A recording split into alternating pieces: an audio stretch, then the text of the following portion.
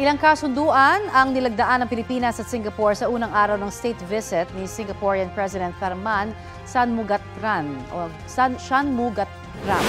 Kasama po si Pangulong Bongbong Marcos na pagkasunduan ng dalawang lider ang pagtatakda ng mga regulasyon sa pag-recruit ng healthcare workers at pangangalaga sa kanilang kapakanan. Magbibigay rin ng incentive ang dalawang bansa sa mga industriya para mabawasan ang kanilang carbon credits na makatutulong sa kalikasan.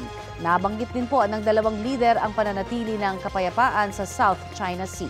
Anila, dapat pagtibayin ang kaayusan at karapatan ng bawat bansa sa rehiyon.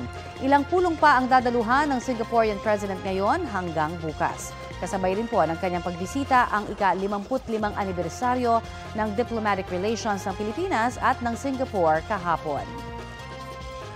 Kapuso, para sa mga maiinit na balita, mag-subscribe sa GMA Integrated News sa YouTube. Sa mga kapuso naman abroad, subaybayan nyo kami sa GMA Pinoy TV at sa www.gmanews.tv.